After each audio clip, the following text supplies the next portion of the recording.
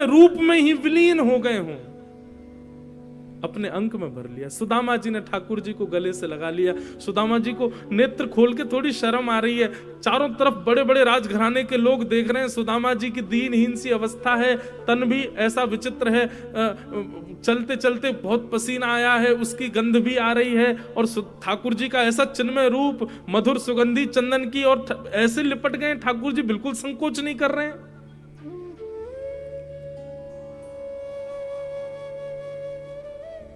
सुदामा जी के मन में आ रहा है, इतना सुंदर, इतना बढ़िया स्पर्श है ठाकुर जी का, मेरा निष्ठुर हड्डियां चुभ रही होंगी ठाकुर जी को। सुदामा जी दूर करते हैं लाल जी को, लाल जी फिर पकड़ करके अपने अंग से लगा लेते हैं। सुदामा जी बार बार ठाकुर जी के हाथों को दूर करते हैं, और ठाकुर जी फिर पकड़ करके अपने अंक में ले लेते हैं। इस दृश्य को देख करके पूरी द्वारिका भाव विभोर हो गई, सबके नेत्र सजल हो गए। सुदामा जी के सुंदर उस रूप को देख करके ठाकुर जी ने अपने मानो नेत्रों के आंसुओं से ही सुदामा जी का जलाभिषेक कर दिया हो, इतने रोए ठाकुर जी। हाथ पकड़ करके सुदामा जी को अपनी द्वारिका नगरी में भीतर अपने सिंहासन की ओर लेके जा रहे हैं। रास्ते में सुंदर नगाड़े बजाने वाले अंदर खड़े हैं, पुष्पादि वर्षा करने वाले सब स्तब्ध खड़े हैं। ठाकुर जी उनको डांट के तुम चुप क्यों, पुष्प वर्षण करो, नगाड़े बजाओ, सुंदर मंगल वाद्य बजाओ, आज हमारी द्वारिका को पवित्र करने के लिए सुदामा जी पधारे। सुदामा जी आए, भाई स्वागत करो।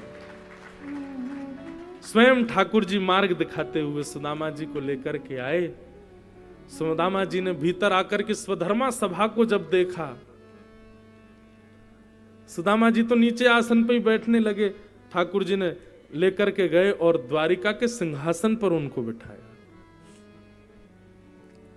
सुदामा जी बोले, लाला मैं इतना योग्य नहीं हूं, ये सबको अधिकारी नहीं हूं भैया, ये सब सम्मान मेरे लिए नहीं है, ये सब काय को कर रहे है।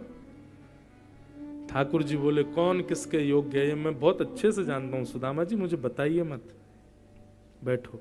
लक्ष्मी रुक्मणी जी को आज्ञा की, जाइए पात्र लेकर के आओ, जल लेके आओ, चरण धोने।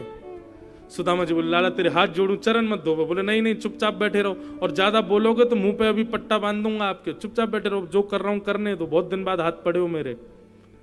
और सुदामा जी के चरणों को जैसे ही ठाकुर जी ने उठाया पात्र में रखने के लिए, भगवान ने चरण देखे, पूरे चरण छिले हुए हैं, कांटे लगे हुए हैं, घाव हो गए चरणों में। इतने भाव विभोर हो गए ठाकुर जी चरण देख करके, आंखों के अश्रुओं को रोक नहीं पाए, और वही अश्रु बिंद सुदामा जी के चरणों में गिरने लगे।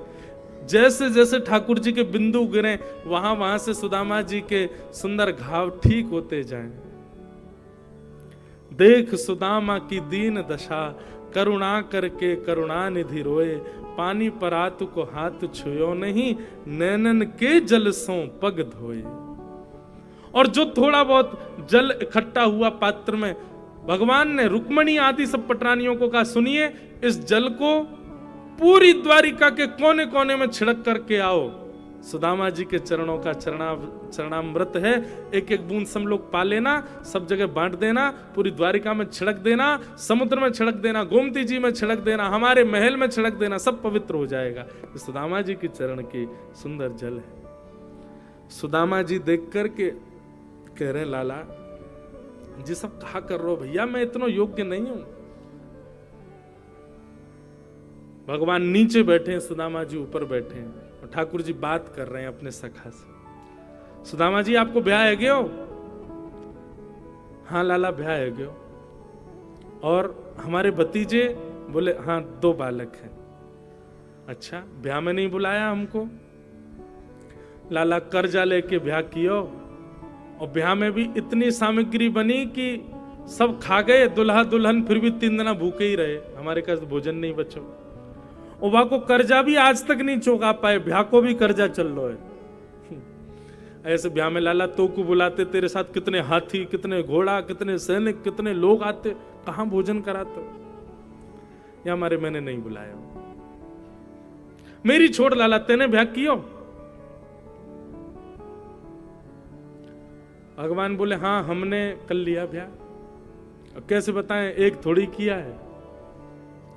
अच्छा भाभी कहाँ है? भगवान बोले भाभी भी यही है।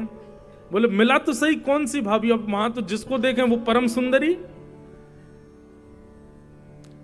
भगवान बोले मिलोगे भाभी से? बोले हाँ मिलवाओ। ठाकुर जी ने इशारा किया आओ। मैं रुक्मणी प्रणाम, देवी चरसो भाग्यवती रहो।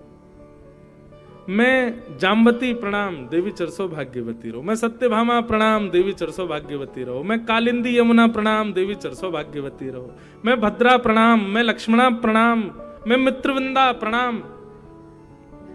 500 पत्नियां भगवान की प्रणाम कर गई सुदामा जी। सुदामा जी बोले लाला कोई तकिया दे दे, हाथ थक गो मेरो ने, यहाँ नीचे धर दे मेरो हाथ, तो लगे ने का देर में गिर जाएगो का। ठाकुर जी ने मसनत असनत लगा दी हाथ के नीचे, यूं ही आशीर्वाद देते रहो। 200-250 और प्रणाम कर गई। भगवान खड़े खड़े देख रहे हैं। सुदामा जी धीरे से भगवान को देख, भगवान बोले क्या हुआ, कितनी और हैं अभी? बोले 16,108। ये सब अपनी है लाला? भगवान बोले तो और क्या, पड़ोस की है, सब अपनी है। बोले वाह भैया लाला तेरे को प्रणाम करूं, इतने सारे ब्याह किए थे ना। अरे एक आदमी हमें बुला ले तो भोजन पे आ जाते हम। लाला मैं तो थक गो, अभी कितनी है गई? बोले अभी 600 हुई हैं, अभी तो 16,108, 1000 भी नहीं हुई हैं। लाला एक काम करेगो? बोले बता। पत्नी तेरी 16,108 है, लेकिन पति तो तू ही है ना? बोले हाँ। एक काम कर, तू मुझको प्रणाम कर, मैं तो को आशीर्वाद दे दूं, सबको एक साथ आशीर्वाद दे जाएगा। और 16,108 पत्नियों के सामने जगत नियंता, जगदाधार, त्रिलोकीनाथ, जगन्नाथ, द्वारिकाधीश दंडवत प्रणाम कर रहे हैं और सुदामा जी दोनों भुजाओं से आशीर्वाद दे रहे हैं। सबके नेत्र सजल हो गए ये दृश्य देख करके। सुदामा जी ने हृदय से लगा लिया ठाकुर जी को। भाभी ने मेरे लिए क्या भेजा सुदामा जी? ठाकुर जी अब सुदामा जी पोटली छुपाने लगे। बोले कि अब ये सब बड़ी बड़ी राजघराने की सब कन्या, इनके सामने फटी हुई पोटली क्या दिखाऊं? सुदामा जी की पोटली छीन करके भगवान ने एक मुष्टिक खा लिया, 2 मुट्ठी चावल पाए। लक्ष्मी जी ने हाथ पकड़ लिया। बोले बस भगवान, इसलिए नहीं पकड़ा कि आप कच्चे भगवान। अच्छा एक बात बताएं, भागवत में ऐसा वर्णन है, ठाकुर जी सुदामा जी चावल नहीं चिवड़ा लेकर के गए भगवान के लिए। मंगल भात चिवड़ा होता है, चिवड़ा खाने में तो आनंद आता है खूब। ठाकुर जी ने 2 मुट्ठी पाए, लेकिन भाव यह था कि भगवान संपूर्ण वैभव लौटा रहे थे। मैं इंद्र का संपूर्ण वैभव सुदामा जी को देता हूं, मैं विश्व के सारी सुख संपत्ति सुदामा जी को देता हूं। 2 मुट्ठी चावल में ये वरदान दे चुके थे ठाकुर जी। लेकिन ठाकुर जी अब कहने वाले थे कि मैं लक्ष्मी को सुदामा की दासी बनाता हूं। तभी रुक्मणी जी ने हाथ पकड़ लिया। बोले भगवान मैं आपकी रहूंगी, मैं कहीं नहीं जाऊंगी, ये तीसरा मुट्ठी नहीं पाई है। तब भगवान ने 2 मुष्टिक चावल पाए। फिर उसके बाद सुदामा जी ज्यादा दिन द्वारिका रुके नहीं, वापस चले गए। सुदामा जी लौट करके गए तो देखा सुंदर भवन खड़े हैं, महल खड़े, अटारियां, आहा सोने की नगरी पूरी। सुदामा जी बोले भैया ये क्या है? सुदामा मंदिर देख डरे, यहां तो हती मेरी छोटी सी झुपड़िया, अब कंचन महल खड़े। सुदामा जी ने पत्नी से कहा देवी सोने की बनाओ रोटी, चांदी की बनाओ दाल और हीरा की बनाओ चटनी, प्रेम से पाओ। हम तो जा रहे हैं वन में, भजन करेंगे ठाकुर जी का। क्योंकि एक बात बंधुओं याद रखना, बहुत व्यवस्थाओं में रहने वाला व्यक्ति भगवत भजन नहीं कर सकता। जो बहुत व्यवस्थाओं में रहता है वो अनुष्ठान कर लेगा, वो पूजा कर लेगा, वो ठाकुर जी के दिव्य दिव्य मंगल मनोरथ कर लेगा, लेकिन साधना और ध्यान और नाम जप ये व्यवस्थाओं में रहने वाला नहीं कर पाएगा। सुदामा जी वन की ओर जाने लगे, इतने में ही भगवान प्रकट हो गए और सुदामा जी से बोले अगर संपत्ति मेरे द्वारा प्राप्त हुई है और संपत्ति का सर्व फल मैं ही हूं, क्योंकि सुदामा जी आप कुछ भी अपने लिए नहीं करोगे, आप जो कुछ भी करोगे, आप वस्त्र भी पहनोगे तो उसमें भी मेरा ही स्मरण करोगे। इसलिए आपकी हर स्थिति के अंत में स्मरण मैं ही हूं, इसलिए संपत्ति आपकी बुद्धि विकृत नहीं करेगी, आप रहो। सुदामा जी बोले एक वचन पर रहूंगा। बोले क्या? तुम हमारे संग रहो। तब द्वारिकाधीश बोले ठीक है, एक रूप से मैं सुदामा जी आपके भवन में ही रहूंगा। तब सुदामा जी ने उस संपत्ति को स्वीकार किया और भगवान का अनुग्रह हुआ। बोलो भक्तवत्सल भगवान की जय। इस प्रकार सुदामा जी का मंगल चरित्र सुनाया गया।